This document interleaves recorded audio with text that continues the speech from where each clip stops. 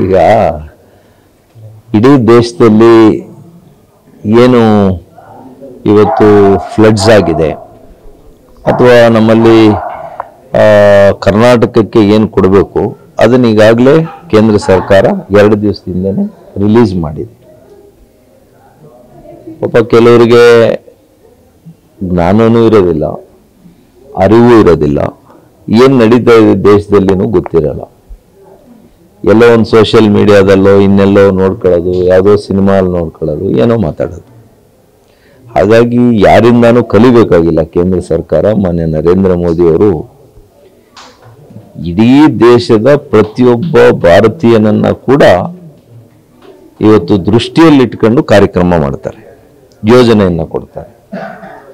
ಯಾರ ಅಪ್ಪಣೆಯನ್ನ ಕೊಟ್ಟು ಅಥವಾ ಕರ್ನಾಟಕದಲ್ಲಿ ಏನೋ ಕಾಂಗ್ರೆಸ್ ಸರ್ಕಾರ ಇದೆ ಅಂತೇಳಿ ಕಡಿಮೆ ಮಾಡಿದಾರ?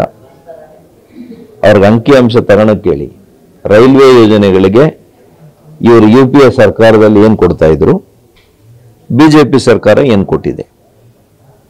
ರಾಷ್ಟ್ರೀಯ ಹೆದ್ದಾರಿಗಳಿಗೆ ಇವ್ರಿಗೇನು ಕೊಡ್ತಾ ಇದ್ರು? ಕನಿಷ್ಠ ಒಂದೊಂದು ಯೋಜನೆಯಲ್ಲಿ ಒಂದೊಂದು ಇಲಾಖೆಯಲ್ಲಿ 5 ಟೈಮ್ಸ್ಗಿನ್ನ ಜಾಸ್ತಿ ಇದ್ರೆ ಒಪ್ಕೊಳಕ್ಕೆ ಹೇಳಿ. ಫಸ್ಟ್ ಮಾಹಿತಿಯನ್ನ ತಗೊಳಕ್ಕೆ ಹೇಳಿ, ಮಾಹಿತಿಯನ್ನ ಅಧ್ಯಯನ ಮಾಡಕ್ಕೆ. ಉಡಾಫೆ ಮಾತಾಡೋದ್ರಿಂದ ಆ ಸೋಷಿಯಲ್ ಮೀಡಿಯಾ ಕಾಮೆಂಟ್ಸ್ ಆದರೂ ಓದಿ ಸ್ವಲ್ಪ ಅವ್ರಿಗೆ ಜ್ಞಾನೋದಯ ಆದ್ರೆ ಒಳ್ಳೇದು. ನನಗೇನು ಅಂತಂದ್ರೆ ಈ ವ್ಯಕ್ತಿಯಿಂದ ಕ್ಷೇತ್ರ ನಗೆಪಾಟ್ಲಾಗ್ತಾ ಇದೆಯಲ್ಲ ಇಡೀ ರಾಜ್ಯದಲ್ಲಿ, ಇಡೀ ದೇಶದಲ್ಲಿ. ನಾನು ಎಲ್ಲರೂ ಕೂಡ ಇದನ್ನೇ ಕೇಳ್ತಾರೆ. ನನಗೆ ಅಸಹ್ಯ ಆಗ್ಬಿಟ್ಟಿದೆ. ನಾನೇನು ಮಾತಾಡಲ್ಲ ಆ ವ್ಯಕ್ತಿ ಬಗ್ಗೆ, ಆದ್ರೆ ಇವರು ಮಾಡೋದ್ರಿಂದ ಎಲ್ಲ ನನ್ನ ಕೇಳ್ತಾ ಇದ್ದಾರೆ.